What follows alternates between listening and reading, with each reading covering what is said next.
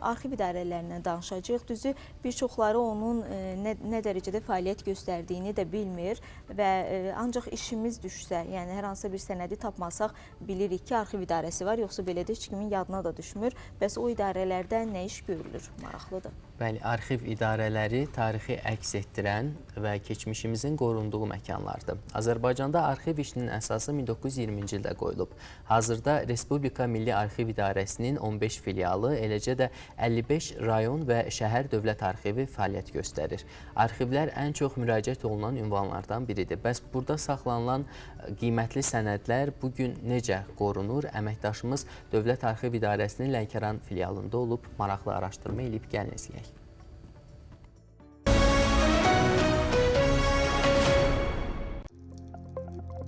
Hazırda Dövlət Arxiv İdarəsinin Lənkəran filialında 382 fond üzrə 62 minə yaxın sənəd mühafizə olunur. Filial Lənkəranla yanaşı Astara, Masallı, Lerik və Yardımlı rayonlarını da əhatə edir. Burada vaxtilə fəaliyyət göstərmiş və sonradan ləğv olunan idarə, savxoz və kolxozların, eləcə də hazırda fəaliyyət göstərən təşkilatların arxiv sənədləri saxlanılır. Təkcə ötən il filiala 1366 müraciət daxil olub. Son dövrlərdə məktubların bir qismi də xarici ölkələrdən, əsasən Rusiya, Ukrayna və Latviyadan daxil olur. 2025-ci ildə elə təşkilat və müəssisələrdən 413 iş qəbul olunmuşdur. Asan xidmət mərkəzləri mövcud olduğuna görə də vətəndaşlardan gələn sorğular adətən asan xidmətlərdən gəlir bizə, e-mail vasitəsilə gəlir. Biz də onları cavablayırıq. Son illərdə o doğum sənədləri əsasən artmışdır. Son illərdə MDV ölkələrindən də müxtəlif bizə məktublar gəlir, müraciətlər gəlir və hamısı da ki, vaxtında cavab verir. Tədqiqatçılar da müraciət edir bizə. Keçən ildə 2 tədqiqatçımız olmuşdur. Vətəndaşların müraciətləri əsasən 2-3 gün ərzində icra olunur. Axtarış tələb edən sənədlərə isə 15 gün ərzində cavab verilir.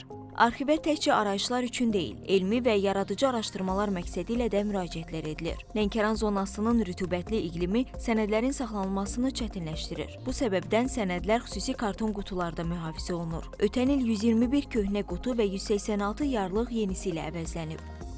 Eyni zamanda bizdə 2656 iş tikilmişdir.